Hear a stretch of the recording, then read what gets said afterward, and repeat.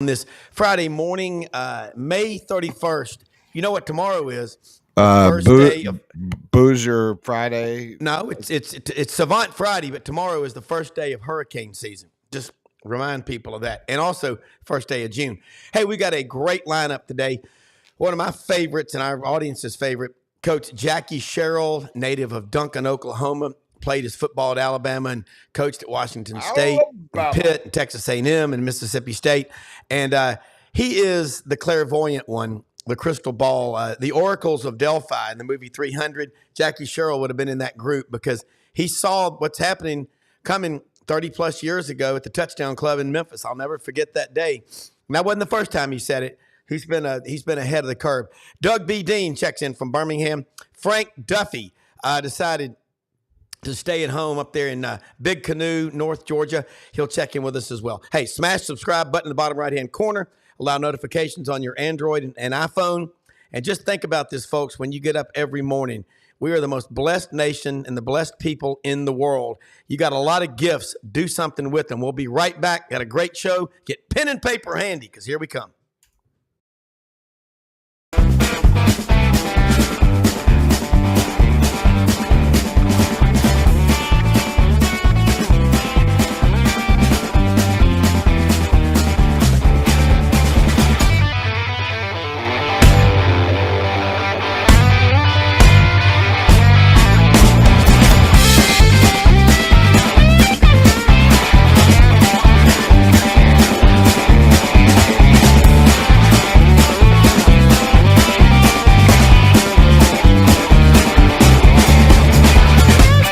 Sidelines with Rob Browne.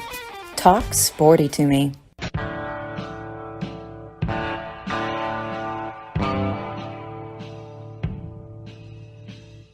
Hey, man, we got a great one. Coach Jackie Sherrill will be on with us in just a minute. Frank Duffy's here.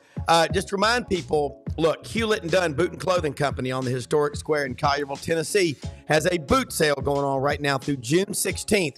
It's Father's Day around that time. 25% off all boots, over 7,000 pairs. So get out there, hewlettanddunn.com. It spells, the QR code will be up here. But bottom line, they've got more Duckheads, Filson, STS, Devil Dog jeans, Rock Mount. I'm going to tell you one thing, those Rock Mount shirts, Bob Dylan, Elvis, Ronald Reagan, they're the coolest shirts. They're really neat. The founder lived to be 107.5. So get out there to Hewlett and Dunn. And also farmers, man, right now you're seeing everybody out planting and all. That's because of ECS House Industries, Chad House, the great folks over there in Cherry Valley, Arkansas. Check them out, houseindustriesinc.com, breaking ground. And also with his Farm Fest this weekend over in Wynn. Wherever you are, get out. It's going to be another fun weekend. Again, Frank, tomorrow, first day of hurricane season. And you know what? I remember so many times growing up from New Orleans, my parents would be sitting in Jackson Square, drinking a Dixie beer and saying, man, what would happen if this place ever flooded? It's like a bathtub. And it happened. And I was watching on the Fox Weather Channel this morning about that hurricane. And it was August 29th of 2005. And Frank, I remember as a kid, my mother refused to leave Destin. She goes, I'm not going to let some damn thunderstorm ruin my vacation. Bob, get me another vodka. And we stayed through Camille. We were nuts. Many of us did that in New Orleans as well. We really did all through the years. I remember being there for Betsy in 1965 when I was 4 years old. I literally can remember that. And then, of course, all throughout the years, of course, Katrina she rode the high horse. She's the one that everyone thinks of, everyone remembers. Really more of a man-made issue with the levees breaking, the Corps of Engineers. But, you when you grow up in New Orleans, June 1st, it registers with you. Your mom went and put up the old magnetic map, because back in the day, you didn't have a map that you could go and look at online. You had to follow it with the latitude and the longitude based on what Nash Roberts, the local weatherman, told you. Yeah. And you would move those magnets around on a magnetic map of the Gulf of Mexico. I remember it like it was yesterday. So and very it serious is. day for us. Yeah, I mean, a lot of times we've been down there and a storm has just hit. I remember Ivan, July of '04, down there on 38. Correct. Just huge. Like there was about a 15, 20-foot drop off the beach. It got to within 10 feet of the houses there at Vizcaya. And the kids and I were out there swimming in the Gulf, not the ocean, the Gulf. And there were 2 tents out there. There was ours, and there were 3 tents of LSU people. It was the Mike Anderson from Baton Rouge, that family. Such nice people. I have grown up going to the beach since I was a little kid with people down in Destin and now Orange Beach as well, with people from Homa and New Iberia and New Orleans and Lake Charles and Lafayette and DeRidder. They are the coolest people. And I picked up a term. If they were having too many road sodas, too many beers, it'd say, "Tighten up there, buddy, tighten up." I'm going. And now in Auburn, a South Alabama term when you're going to get beard up is, "I'm fixing to get toe up." I'm like, toe up, toe up. Well, I don't know if you remember that weekend of Ivan, but LSU played Auburn. That was the infamous extra point game, if you remember. Yeah. That was that weekend. So the hurricane hit, and then like 2 or 3 days later was that Saturday where we played you guys in Auburn. And the reason I know this is my cousin came up from they lived in Navarre Beach, and then they came up to stay with us. And then on the way back down, we stopped off in Auburn for the LSU Auburn game. Yeah, right? When Navarre got hit October of '95. Opal hit 2 months earlier. 2 months earlier, we'd been in Lake Gunnersville, Alabama. My family, my sister and I had run that triathlon. It's an awesome race up there.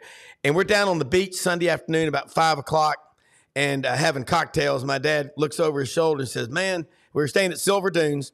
And my dad said, "Boy, way too much development." He said, "What this place needs about every 10 to 15 years is a good hurricane to come through here and clean up." 2 months to the day, Opal hits and blows up Navarre. And as a kid, I remember we would always stop on trips at projects that he, as an architect, they were designing. And they built the Helidome Holiday Inn on Navarre Beach. I remember exactly where that is. That thing got chocolatized. I'm just saying. So people pay attention to your never let your guard down. But Frank, by the way, Brenden, does he get an Emmy for how much improvement he's made on his Wi-Fi? I mean, yes, he does. We just got to get him. We got to fix his mirroring so we can read behind his head. So that'll be fine. I love the tapestry.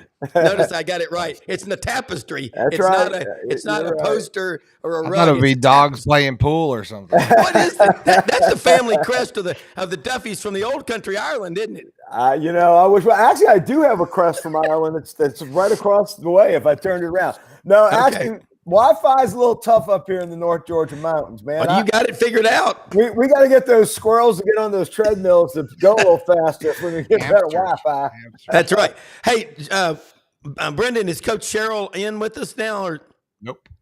Okay, because was he on there earlier? You said, because I had told him 8:20. Nope. Well, okay. I had told him 8:20. So yeah. Rob, this gives us perfect 10 minutes to discuss one of the happiest days of the calendar, and that is the start of our NCAA regionals.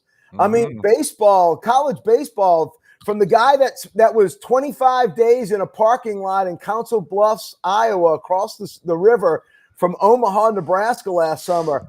I tell you what, I love this time of year. There's such intrigue. It's like a chess match in all these 16 regionals. You've got teams seeded 1 to 4, and I love the conundrum of whether you're a number 1 seed or a number 2 seed. Hey, do you trot out your best pitcher, your number 1 or number 2, in hopes of getting into that next winner's bracket game, or do you throw your number 3 thinking that you got enough stuff to where you can make it in, and then you got your ace going up against the number 1 seed? It's a fascinating time. It is. It really is. And everybody's pitching staff is now on 4 days rest, because even if you played last Sunday, you're now on full rest. So everyone has their complement of their staff, the starting lineups. Most of the teams are healthy. I know that kid from East Carolina that's got to go up against Wake Forest eventually. He was in the hospital last week. I don't know if he's ready to go. Our 1 and 2 pitchers are ready to go. And it's really interesting. We've got the series up in Chapel Hill up in North Carolina. I did think about driving up there this morning, but the 6.5-hour drive through the mountains, it was a little bit too much for me this morning. Not in RV Bingo 1, though. Oh, no. I would have gone up in my convertible. So, yes. but which would have been awesome because it's an incredible, beautiful day to be heading up in the convertible. And I'm going to regret it on first pitch. I know, but I'll be watching.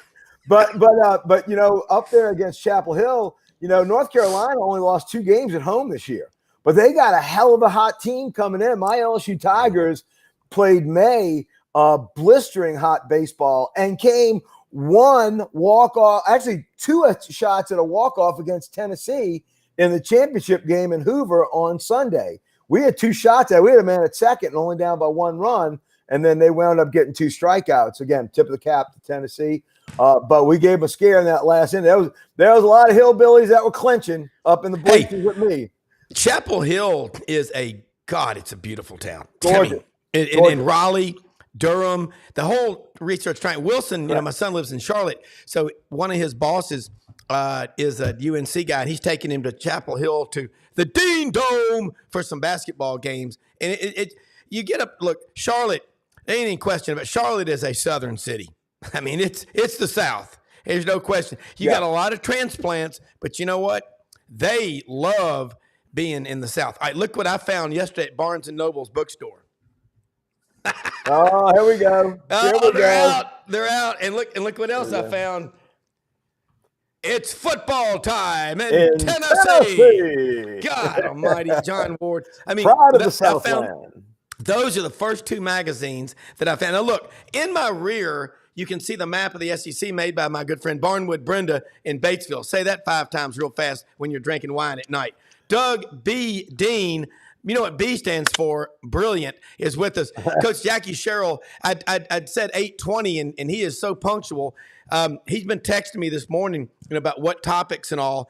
And I told him, I said, man, the things I'm looking for, the current landscape of college football, what your thoughts are on the proposed House versus NCAA settlement, and looking ahead to the SEC with Texas and OU.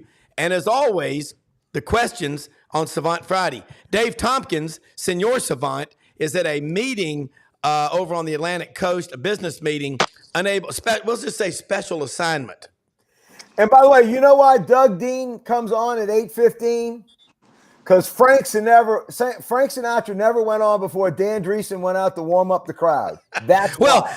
I'll tell you why. Really, because our good friend Doug B. Dean is because that traffic in Birmingham. And I love Birmingham, but the traffic there. He gets no sympathy from Atlanta. I'm telling you right now. No sympathy at all. Yes. Doug, how are you? Great, man. And listen, my enemies would say that my middle initial B stands for boring. But they just wouldn't understand. That's what they don't run at the savant level of us four. But hey, Rob, I got to say this regarding your mom and her desire to endure Camilla at close range. Yeah. The great Ron White, I'm sure y'all have seen it. Yeah. When he was a kid, he thought he loved it, how cool these tornadoes are. The waves get big. And he said, until I saw it blow a roof off of a condo. And he said, I'm getting out of here. Then he said, there's some brave soul that was going to stay. Y'all have heard this. Was going to stay at the beach during a hurricane and tie himself to a palm tree to prove that he's tough. He works out. And Ron White said that Scotch drinking Ron White says, I need to educate you. It's not that the hurricane is blowing 100 miles an hour. It's what it's blowing. When you it's a Mitsubishi who's coming in at 45 miles an hour. Well, don't kill the punchline. When you get hit by a Volvo, all those sit-ups will not matter. Yeah. Well, Doug, I'll tell you what was crazy. My grandparents left with my 2 sisters and said, we're out of here. And they went on back to Memphis. And I'll never forget eating at the Silver Beach Motel and Cottages, one of the first places. My mother was 4 years old when they broke ground for that. That was the first place there. So we're eating, and my mother goes, "Don't be scared," as she orders another vodka. And she said, "There's nothing to be afraid of." And I'm like, "Okay." And my dad's like, "Boy, you better listen to her." So the waves started crashing against the restaurant. I went out there the next morning. I still remember this as a young lad.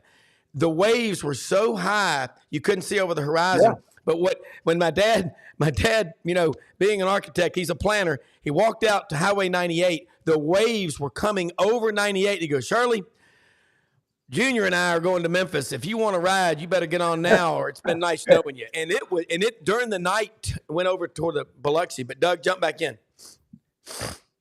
Well, I was going to pivot back to college baseball, and man, I know you're jealous, Duffy. It's so relaxing to not have to worry about your team in college baseball. Yeah, y'all had a rough year. You're envious. I know you're envious, and Auburn will be back, but they need to figure out a bunch of things on the roster, and I'm sure Butch will do that. Butch had a tough year. Listening to, and yeah, it happens, but especially if but we've had lots of practice dealing with devastation. Being an Auburn fan, we're very skilled at it. Anyway, the great Hal Baird was on a podcast, and they were in part. It was really to remember Rod Bramblett on the 5-year anniversary of that tragic. Can't believe it's been 5 years. Holy mackerel! By some kid going 90 miles an hour on Shug Jordan Parkway, but I digress. And they were recalling, and I'm really hoping you were physically there. Hal Baird said maybe my favorite, not the most meaningful, because Auburn got to Omaha a few times under Hal Baird, but it was a baseball game on a Sunday afternoon or evening in Baton Rouge, and it was 1995. That LSU team was loaded. That Auburn team was loaded, and the tension was so thick you could cut it back and forth in that game. And Jay Wagner, who's the son of Alabama State legislator Jabbo Wagner, Jay Wagner hit a triple bottom of the ninth, and the guy that was getting home was the third base coach. Sent him, and he said he's a short player. I forgot his name, but he was going so fast to try to get home that he said all I saw was a hat flying around. And then, of course, there was a cloud of dust at home plate, and the umpires called it safe, and Auburn got out of there alive. But do you remember that 95 Auburn LSU game? I don't. And what's shocking is that umpire Robichaux called him safe. That's the real shocking part. I would have thought first base umpire Trosclair would have run in and overruled him. Well, that may have been the way things work in the great state of Louisiana. Yes. What was your governor, Huey? Was that your most famous? Huey Long. Yeah. Kingfish. The way things work, that may have been that umpire's last game that he called. Very possible, because that money would have come out the deduct box, and they would have taken him out to a crab trap in Almonds. In Alabama, we've got some swamps with a lot of predators, and it takes about 3 days for a body not to be found again. I don't speak from experience. Yes, yes, we don't. There's been many a son-in-law that has met that demise in the great state of Louisiana. Correct. Hey, Rob, we've got to ask Coach Sherrill. I'm sure you're already planning to. Now it's breaking, I think, credibly, that the NCAA is reaching a settlement. We are going to be living with unlimited player transfers. Anything goes. I can't wait to hear his response. He's going to be on in just a couple of minutes. I can't wait to hear his response. But I do think, as crazy as it is, I'm actually hearing some players say that all this moving around isn't what they thought it would be. And as that kind of sinks in, I think that's a sign of a shift. But it's going to take. Again, this Jaden Rashada thing, that's crazy. And he's at Georgia. Nothing, that kid doesn't do anything without somebody giving it an okay. I don't know who but you don't just, oh, by the way, I'm involved in a multi-million-dollar lawsuit. That's bad. And if there's nothing in writing, I don't see how he gets anything. Yeah. Frank, Rob makes a point. This is bold, if not, senseless of me to suggest that the Supreme Court of the United States makes rulings that are correct constitutionally, but unleash living chaos before our eyes. And so maybe we have to we have to hope that common sense and consequences for players when they want to transfer constantly, when they start not getting any NIL, not breaking through in playing time, not getting in even considered in the NFL draft, maybe that, as Rob calls it, the free market, that resides in our brains, if there's a brain left. There have been some living brain donors, as Rob would say, all across the college football landscape. But maybe between coaches and how they run their program, I like the fact that Brian Kelly says, I chuckled at it because I think it's misunderstood. We don't buy players. Yes, you do, Brian Kelly. Yeah. You're going to be buying players. But I think what he means is I'm not buying a one-year mercenary that may be disruptive to the locker room anyway. Yeah, that so was we his hope intent. that was his intent, but he's not going to go full Dabo. We saw what it's like when you don't want to play along. Look at Dabo's record the last 3 years. That ain't happening again. Yeah, not going to happen. And that cannot be because Clemson does not have a war chest. Oh, no. All these schools have war chests. I mean, I chuckle when I get emails, hey, please help LSU out and make a donation. I'm like, you guys have a printing press down in the basement somewhere at Thomas Boyd Hall cranking out cash like it's going to town. That would make, the printing press that Billy Cannon had running when I was in school seem paltry.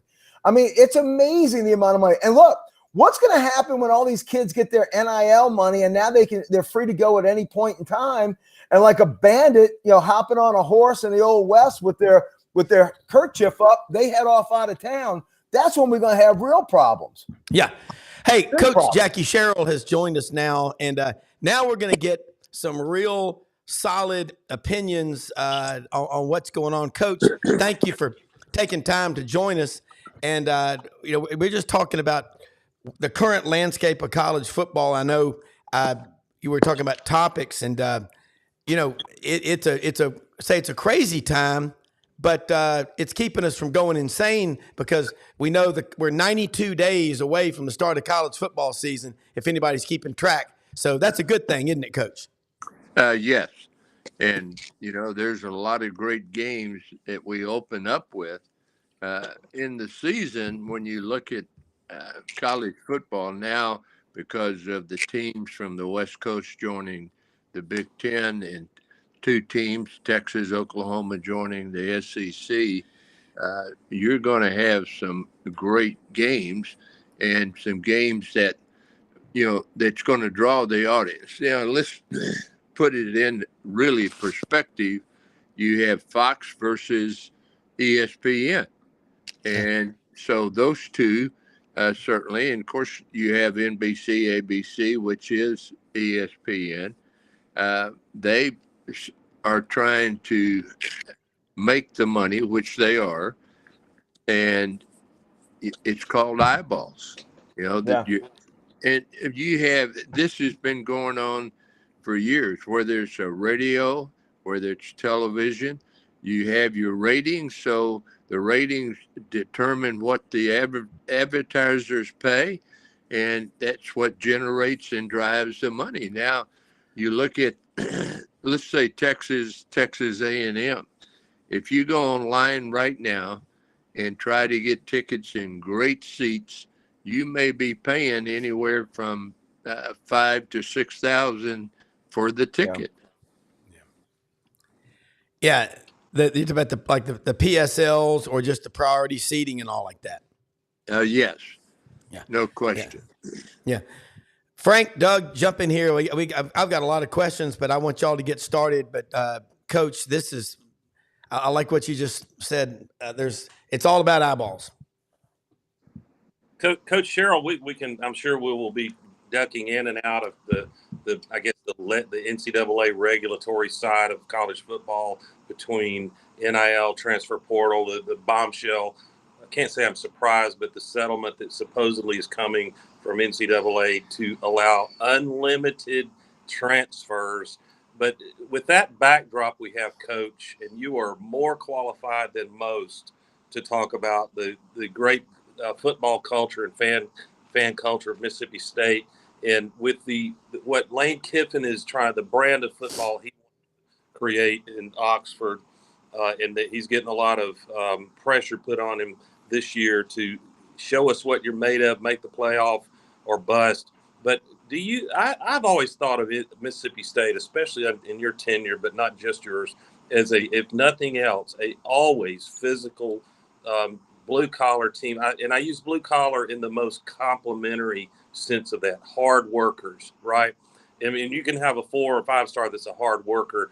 So, what do you think Mississippi State needs to be careful not to pivot away from their historical, if you will, DNA as a college football program? Your thoughts on that? Well, here's what I always told the players. When we played Alabama or Tennessee or played some of Florida, the great teams, we're not going to outrun them. They're going to have more speed. So the only way that we have a chance is to make the game physical. And I remember we played Florida with Steve Spurrier. And the last thing I put on the board before we went out on the field is make the head coach throw his visor. And I like so that. on Monday, I put a little clip together and showed him throwing his visor just over and over and over. And so the players they know more than what we give them credit of knowing, and they understand it. I do think right now in the culture, you have to be very, very careful, because you are at the point as a head coach of turning away some of your biggest donors. And I do know for a fact that schools right now, some of their largest donors that have giving up to 50 million are saying to the schools, I'm not giving you any money for the NIL. Yeah, Coach, that is what I've been dealing with as a financial advisor. On top of doing this show, super wealthy people, they won't touch NIL. No, and that's and they have that right, but that's their feeling. Yeah. You know, I've always used the comment. I said, I'm not buying your flesh. I will help you, but I'm not buying your flesh. And I think that you have some coaches today that feel that way. Now, do they deserve part of the pie when I say the billions of dollars? And they deserved it a long time ago when the NCAA was making all the money off of their likeness and image. That should have been shared to the players. This could have been stopped a long time ago by the NCAA if they had said part of the television money will go to the players. Well, and Coach, I would ask you, didn't that almost appeasement by the NCAA and not having a backbone and making decisions, going back to the 80s when you were prowling the sidelines, didn't that really set up this feckless sort of impotent leadership that we have now? And now we've got this Pandora's box that's wide open that there's no regulation of, and you're going to have the haves and the have-nots just get further and further apart. I mean, do you see that that's really kind of where this started, was from them having a lack of backbone over all the years and having decisions and throwing out punishments that made no sense, that flew in common sense? Yes, absolutely. But I will say that when you look at 2 or 3 things, one is when they did away with the dormitories, because they felt that the SEC, ACC, and back then the Southwest Conference and Big 12, they had the advantage over the Big 10 and the Pac-10 back then. So they changed it, and it passed by a very few votes. They had a block vote of the Pac-10, the Big 10, and the Mid-American, and they took away the dormitories where you had 51%.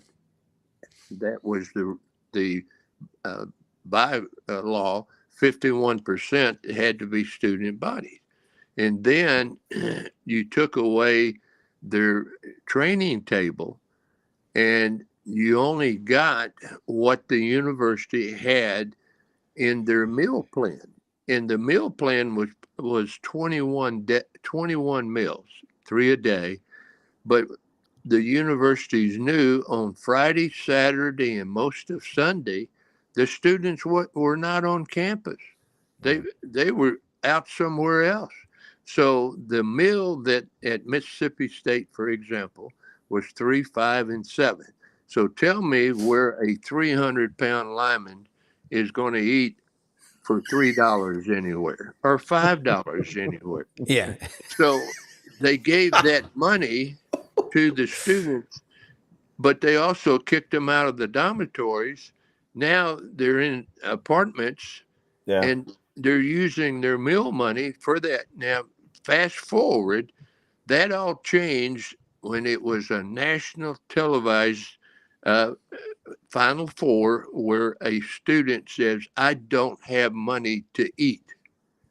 And 2 days they passed the rule that every student could get whatever they wanted to eat. And so don't tell me that the NCAA could have changed this and helped. What I would like to know is how much money they have spent on attorneys and fighting lawsuits. How much? Yeah. Untold millions. Yeah, it's frustrating to watch. No, it's Coach. in the billions. Yeah. Yeah. Yeah. Well, Coach, Coach yeah, that's true. I'm sorry the Coach way Cheryl. I'm dressed. I'm sorry the way I'm dressed, but it's raining really hard, and I had to go out and move my car to maybe keep from getting hail damage. No apologies. no I know what you're worries. going through out there. Yeah. Coach, I wondered, it sounds absurd to most good Americans for any of us to say, well, do you think head football coaches at the power, Division I, the Power 5 level, are getting fed up with coaching? And it sounds silly because they've got contracts from $5 to $12 million a year, but all that money aside, and a lot of us will suffer a lot of slings and arrows if you pay that kind of long money. We'll do it for a few years anyway, and then maybe you get your buyout.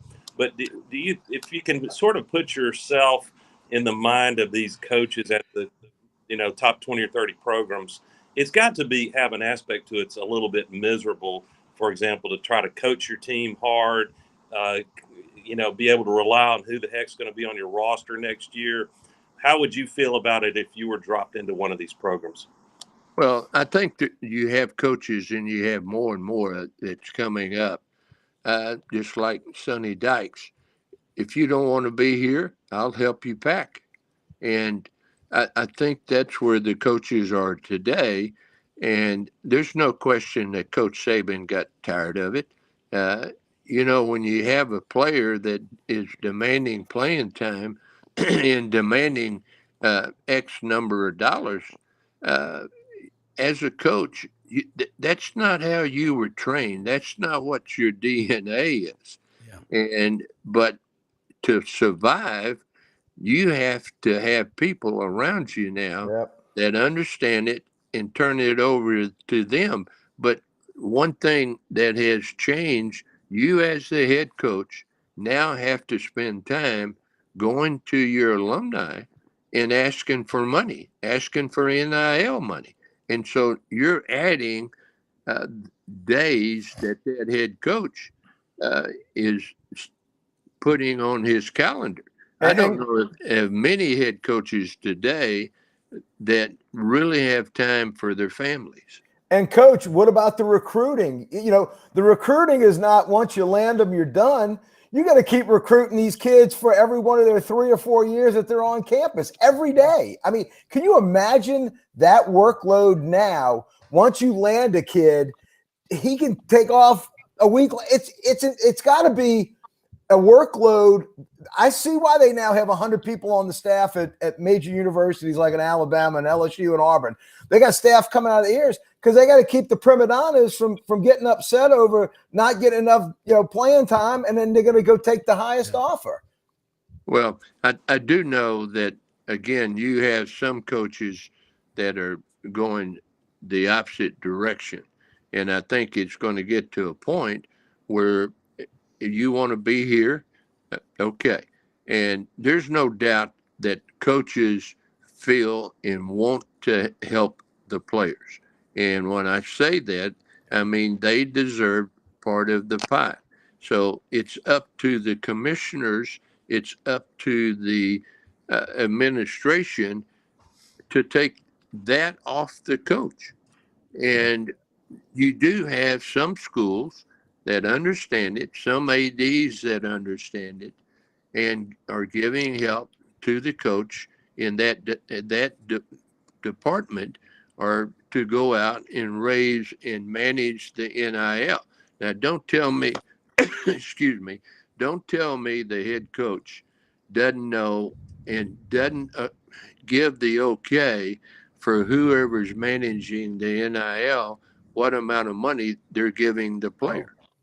Absolutely knows. Yep. Now, Coach, what one it of the should have things, been done, what should have been done years ago, the NCAA should have said everybody gets paid the same. They get the same part of the pie. And if that had been done, we would not be in the situation we are today. Now, they're trying to fix a problem, and of saying we're going to give 20 or 22% of the television package to the players. So where the 20 or 22 million is coming in is what right now they're projecting every school is going to get from the television, from the conference. So you're looking between 80 and 100 million. So they're talking about cutting costs, cutting back. And that's where you're saying now the walk-ons can't play or can't be part of your program. We're going to limit to 85, which is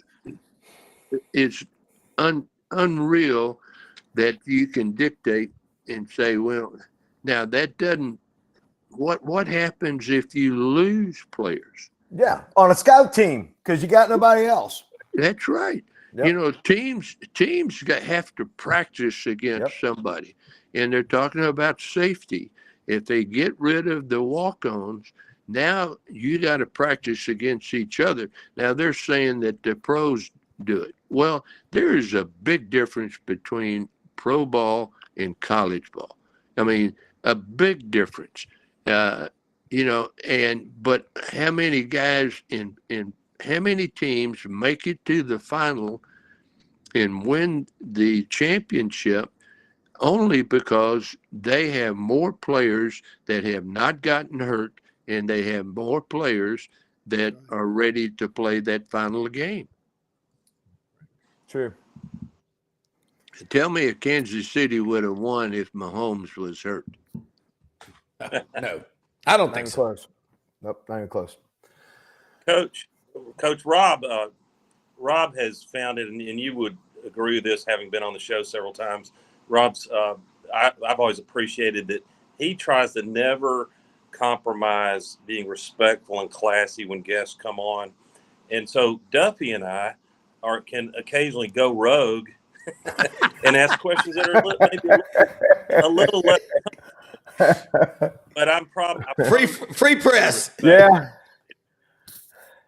there's a fan base that's worthy of admiration and is the Crimson Tide. I can like that or not like it, but they're a very high IQ football fan base. So is LSU, so is Auburn. There are a bunch of them, most of the SEC. But my question is the dynamics at Alabama with Kalen DeBoer being bold enough to do what everyone said you would never want to do, which is immediately succeed Coach Saban. What would it look like? You got Nick Saban. He's going to be an analyst on ESPN. And I can promise you, Reese Davis and Herb Street are going to ask him to talk about what he's seeing on this Alabama team. So what people are saying, well, if Nick is too close to the program, he still knows and these players still love him, and he doesn't give breathing room to DeBoer, that could be problematic. If you're Nick Saban or you're Kalen DeBoer, what does a perfect transition look like from your point of view, Coach? Well, Nick will be very professional. Nick will also be very cautious of what he's saying, and especially, and I think I would say that he had that conversation with ESPN, with the game day people, of saying, this is going to be me. This is what I will, my personality.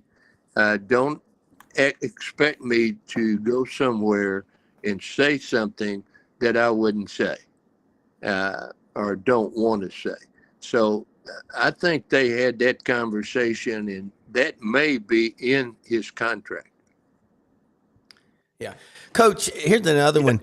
When like what Doug's saying, when Ray Perkins took over for Coach Bryant and he took the tower down, that set off shockwaves. And it also, the very next year at a Christmas party, it hit me. I was with a bunch of my friends that went to Alabama and back in Memphis, and I said, the Iron Bowl ain't the Iron Bowl if both teams aren't really good.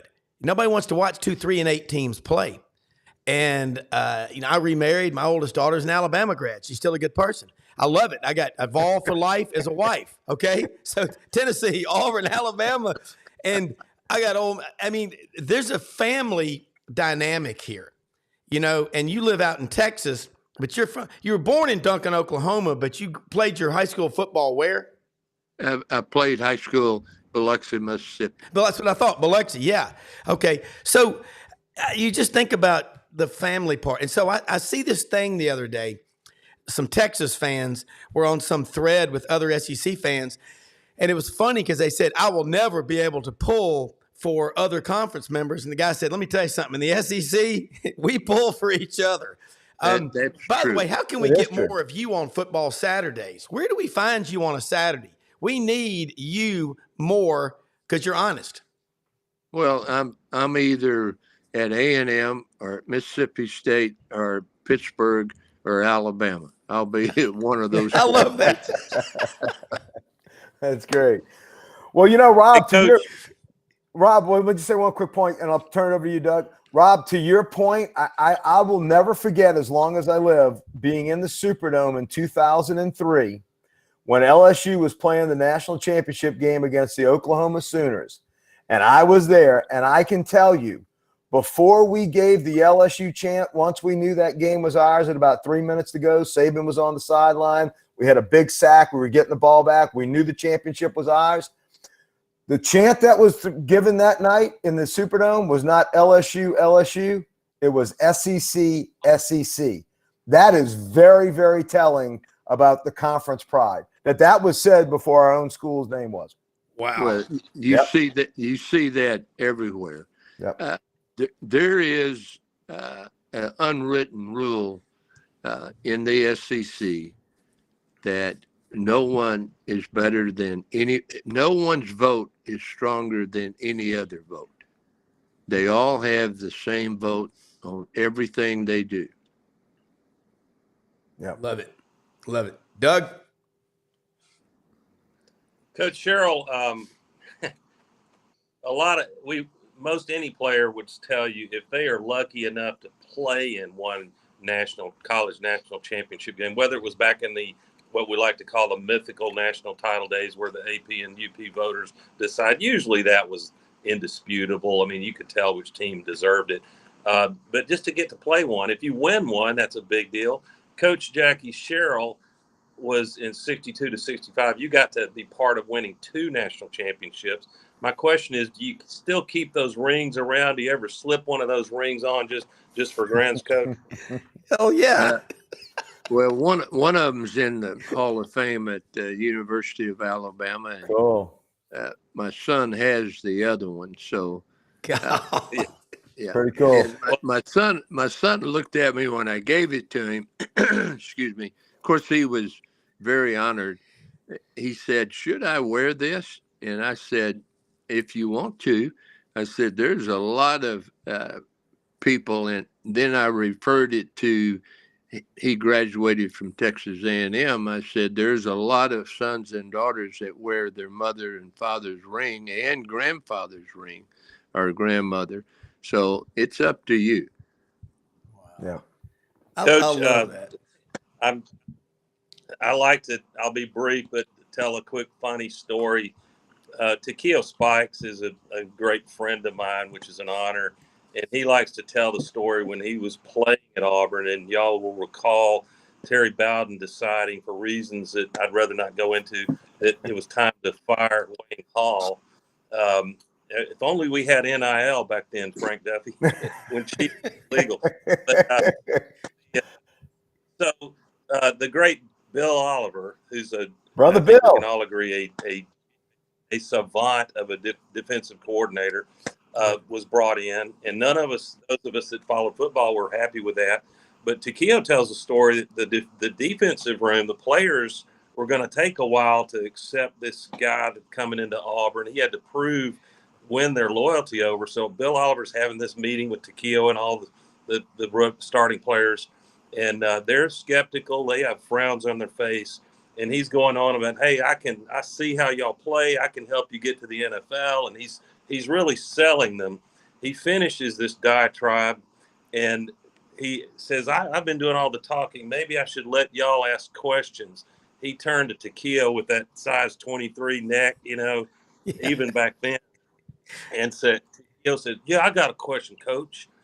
Why are you wearing an Alabama national championship watch? That's funny.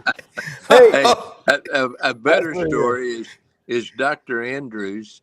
Yes. Went into Saban's office, Coach Saban's, and he had an Auburn national championship ring on. And he's talking to him, and he said, "I noticed I had my ring on, so I hid my hand, I pulled it off, and slipped it in my pocket." That's funny. Hey, by the way, the Brother Oliver story, all I can tell you is if we would have had Brother Oliver, Joe Lee Dunn, and Pete Jenkins at Appomattox, the Yankees would have never made it into Virginia. That's all I know. They wouldn't have. And Coach, you know what's cool is I've got a friend that knows Bill Oliver, and his family's very well connected at Alabama and have been for a long time. And, people always go, how can y'all two be such good friends? Auburn and Alabama. I said, that's what makes the SEC the SEC. And this show, SEC Sidelines, Sports Network, and SECU. And by the way, I would love to get Coach Barry Switzer on this show with you, the two of y'all together, because I think that would be that'd be like getting Led Zeppelin back together. I will call call Barry today and ask him. Thank you. By the way, that's why we might have got the dormitories removed. Yeah, that's true. What was going on in that Oklahoma dormitory? Man, but you know what, Coach? When we were kids growing up, watching college football, you're part of that badass generation. That's just what it is. I mean, my dad's 95. He's watching right now. And my mother met you at a party at Jan Gwynn's house in Memphis, big Mississippi State guy. And she goes, he was always the enemy. And she was sitting on a couch with Jan and Carla Gwynn, his late wife. And she came back, she goes, that's some of the nicest people I've ever met in my life. and John David Badura is watching the show in the Memphis, shameless plug for the Memphis Touchdown Club, Coach, but they love you up there. You're the best speaker we've ever had. Rob, if you get Coach Sherrill can get Barry the great Barry Switzer on it. We've got both of them. Yeah. You will barely need me enough to Yeah, interview. no, we'll step back. No. One hour will cure the listeners of any traces of political correctness, which I would probably. Yeah, the funniest story Yes. with Barry and Coach Royal, they went back and forth, but make a long story short, there was one assistant from Oklahoma that dressed up in painter outfit, with the white hat and the white cloth, and he was painting the stadium at Texas, watching practice, and that's so funny. I hadn't heard that. there That's are a pretty lot good. of stories that went back and forth, and That's pretty good. then they asked to do a lie detector test, so both staffs had to do a lie detector test, and some of the stories were the assistant. One of them, which coached for me later, he said he was so nervous when when he got strapped in. They turned it off. They said we can't test him. The paper was wet from sweat. I love it. I'm sure there are some great stories from back there in the late 60s and the early 70s, the Wild Wild West of coaching. And I'll bet the Darrell Royals and Barry Switzers of the world gave the calm Tom Osborns of the world just stomach acid. Yeah, shenanigans. Yeah, Coach Osborne, of course, coached.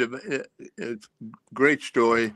When I went to watch Nebraska practice when Coach Devaney was there, and so in between their breaks, the players would come and sit down and sit on their helmets, and I'm thinking, wait a minute, Coach Bryant never would allow that to happen, and then, but when the whistle blew, I said, well, maybe we ought to think about this because they went after each other in practice that very, very hard. And the most impressive thing is how they practiced against each other and how hard they did.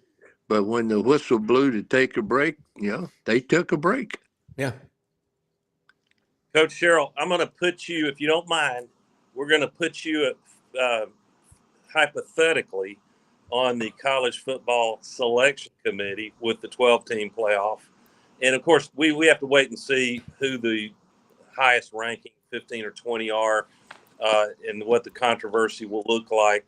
But my main question I'd like you to opine about is if you consider with Texas and Oklahoma joining the SEC, a league that was already a gauntlet to try to get through, in which arguably a 2-loss season should make an SEC team worthy of a 4-team playoff.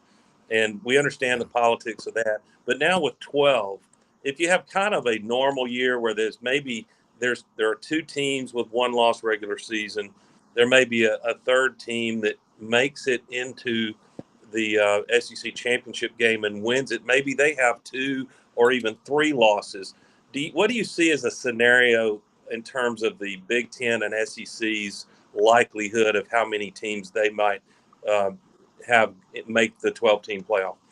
Well, I know that there'll be over 50%, and there may be 70%, because all you have to do is look at the NIL. You look at the NIL, who has the top 5 or the top 10 NIL money. So it's never changed. You've always had teams that had more resources than other teams. And, it could have been, I've always said, is Memphis going to ever have the same money? Well, of course, now with FedEx, but I said, will Memphis have the same tools as Mississippi or as Tennessee or Alabama the teams that they're surrounded in Arkansas, teams they're surrounded by, and that answer is no. That they'll never have the same facilities, never have.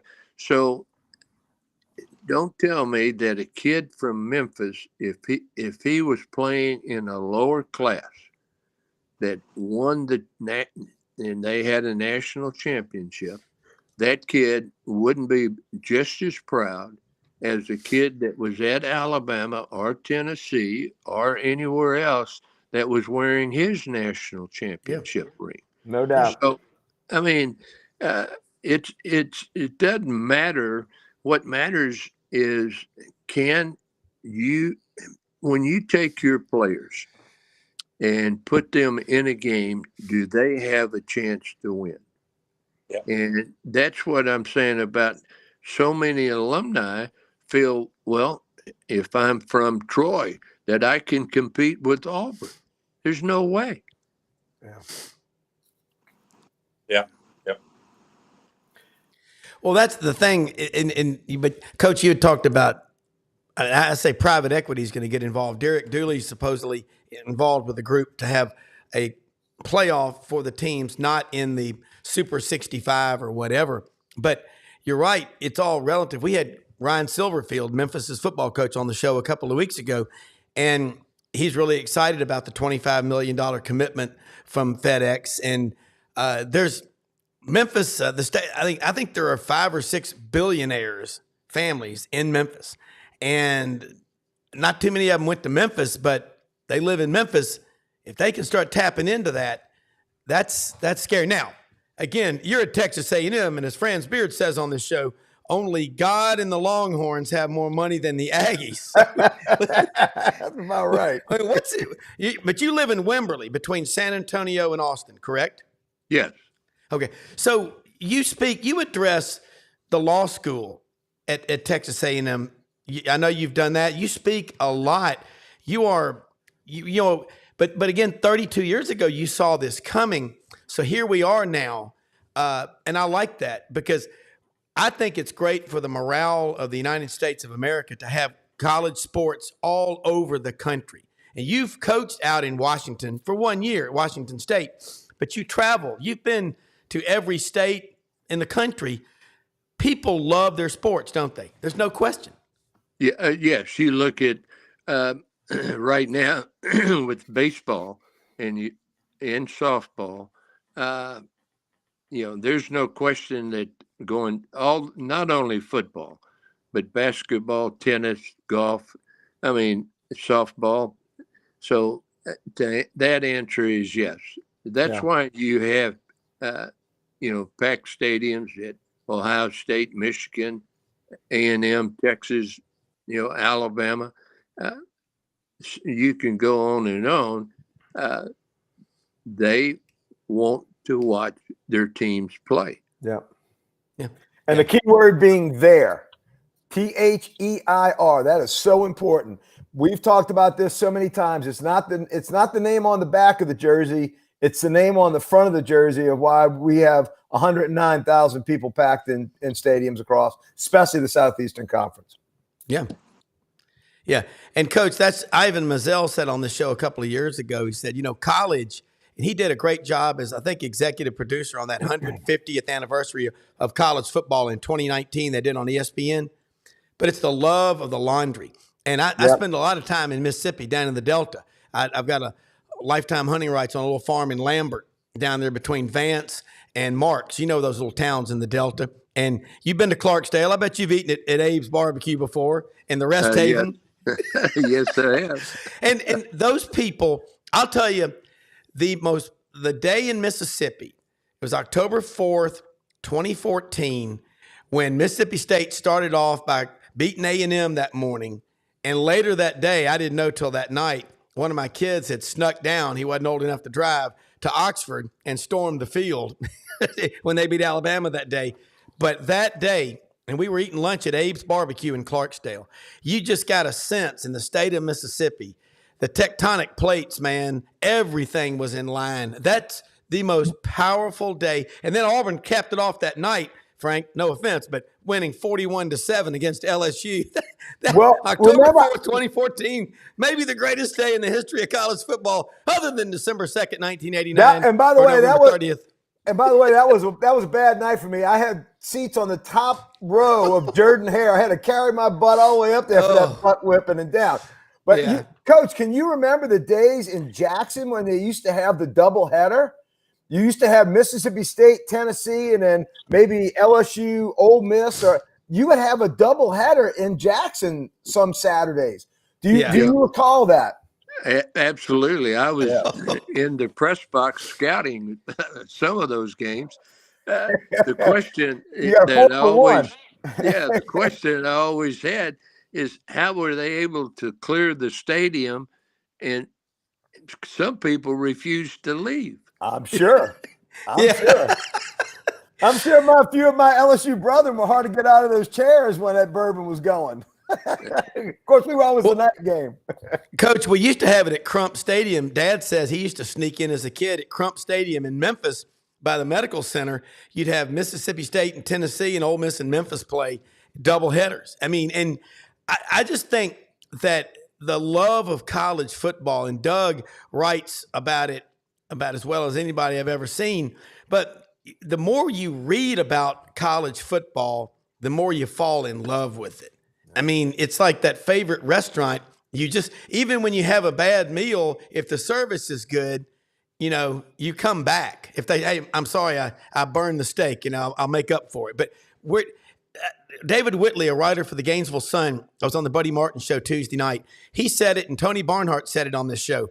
Not even the adults can screw it up. And David Whitley said, it's idiot proof. We love this game so much because we love the people and the coaches. And I always remember going to a lot of games in Starkville and eating Little Dewey's barbecue, you know, catering out there for the Auburn Club buses and stuff. And the architecture school, by the way, one of the most highly funded in the Southeast at Mississippi State. Great vet school. Now they got an honors college. You wouldn't believe the number of kids from Memphis going to Starkville now, Coach. You started a fun, you know Leo Seal.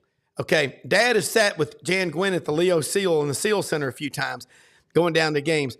But you ignited the fundraising like they'd never seen at Starkville.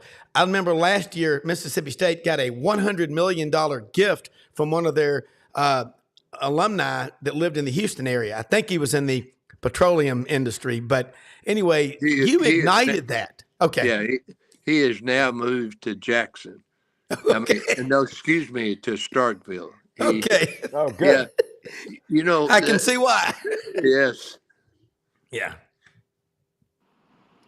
Coach Sherrill, I assume Rob we're winding down on. No, we got a few more minutes. We're good.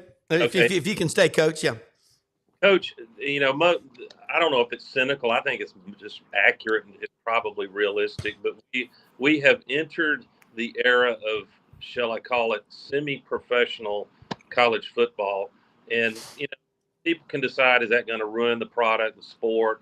Will we think of game day and fan interest and season ticket buying and tailgating? What will be different? Maybe very little as time. We still want to go see our team in that, if you're an Auburn fan, that navy blue and Jordan Hare, and we still want to go to Baton Rouge and all throughout the SEC. But if you can squint your eyes, Coach, and go out, let's say 10 years from now, if you had to guess, what things might be different, if any, that were what we think of as college football in the Deep South as you look at it? Well, I firmly believe it's going to be stronger. I think they're going to figure out how to treat the players and treat them equally. Now, you will never, I think that 20 or 22% that is going to go even with all the players on the team, but you're never going to change the NIL. So players will still have a chance, but the university and the coaches will have zero to do with the NIL, meaning that will be in the bylaws of. I feel that we're headed to an NFL model. You'll have certain number of teams. You'll have East-West. You'll play those, and then play for a national championship. The conference commissioners will have a commissioner of the league, of that league, and the conference commissioners. Now, the reason this is all my opinion now. The reason the NCAA has SCOS and made a decision to flip from where they were to where they are going now is they had to do something to hold on to being part of college football. Yeah. And survival. And yes, and because they still are saying that football is part of the NCAA, the direction they were going, college football, especially the Big Ten and the SEC, they were getting out, and they sent those bullets, and they wasn't small bullets; they were big cannon balls. Sent those to the NCAA, saying we're going to go out on our own. Yeah, Mark Emmert was changing his shorts daily. Yeah, it is. And Coach, look, man, I know we a little bit long, but great stuff. And Frank and Doug, I think this discussion, what you just said there at the end, is the takeaway. I mean, it's just they had to for survival. I think survival is what it's all about. But Coach, getting you and Barry Switzer on here would be about again, that's like getting Led Zeppelin back together. I mean, it's the Led Zeppelin of college football, and you grew up with that band. Yeah, I'll call Barry. You know, we had some great recruiting battles. Yeah. You know, I beat him on some, and he beat me on some. One he took away from me that I thought I had was Bosworth. Oh wow! Yeah. Wow. And I'd love to get him on the show. And my friend Dave Cody's watching the show right now out in Bellingham, Washington. He was sports anchor for about 34 years at Channel 7 in Austin. And he, listen, there's so much, these stories just connect us. They ground us. You know, take your shoes off, walk on the grass and get grounded. Spend a little more time in the country. But this is great for the mind. Frank and Doug's questions were awesome. So y'all, closing comments, and let me just say, most often we see the face of Christ in the least among us. We live in the greatest country in the history of the world. It is we the people, and this show is built on the great guests and my co-hosts and everybody on here. So thank y'all for watching. But wrap it up, guys. Coach, I was just going to say, I'm not predicting the outcome, but Oklahoma Sooner fans, and they know a little about Southeastern Conference football and the venues.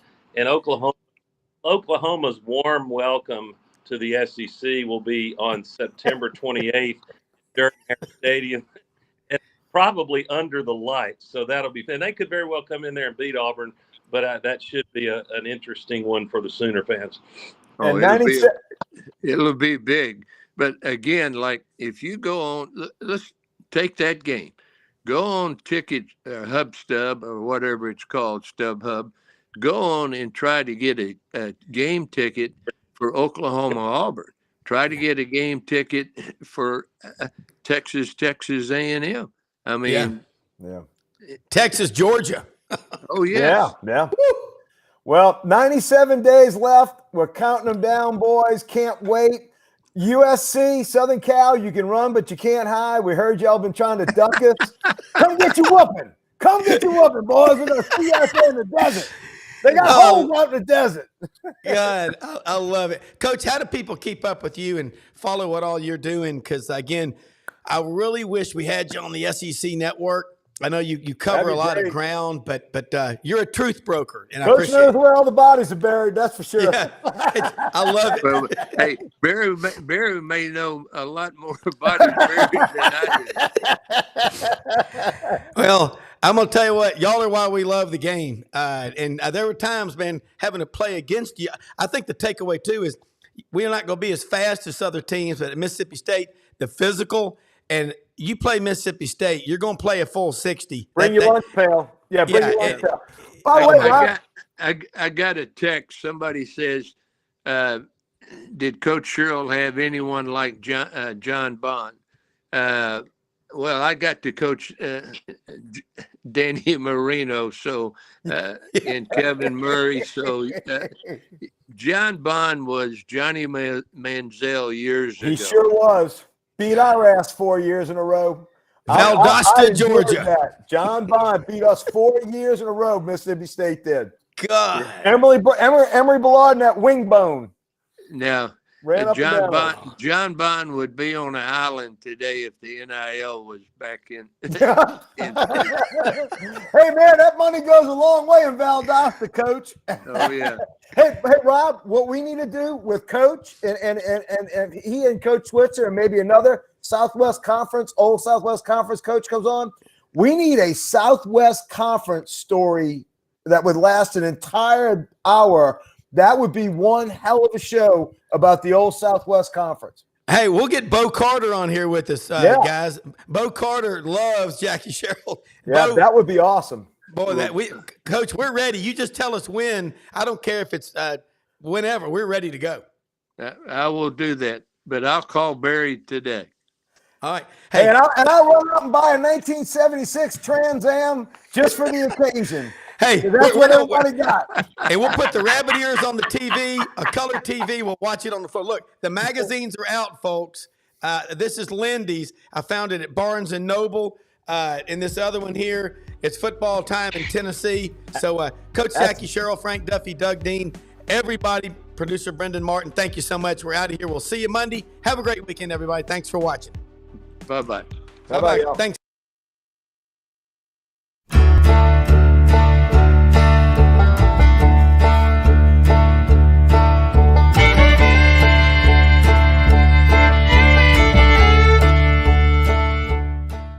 In a perfect world, you'd set a health goal and results would happen overnight. In this world, the real world, it takes time, dedication, and the right support to achieve your best self. The Vitamin Shop's health enthusiasts are here to make sure you're not wasting a single moment on the wrong supplements. From the highest quality sports nutrition and superfoods to the most sought after trends, you'll find a huge variety of science-backed solutions for every goal. And the people to help guide you along the path to greatness. Unbelievably, every 2 minutes in our communities, a child is either bought or sold for sex. I am Ari Dickey, board member for the Nashville Anti-Human Trafficking Coalition. Join me and millions of others in our fight against human trafficking and for its victims by helping to educate the most vulnerable among us, our middle and high school students. Go to nhtcoalition.org, become a partner, and help keep our families safe, because none of God's children are for sale.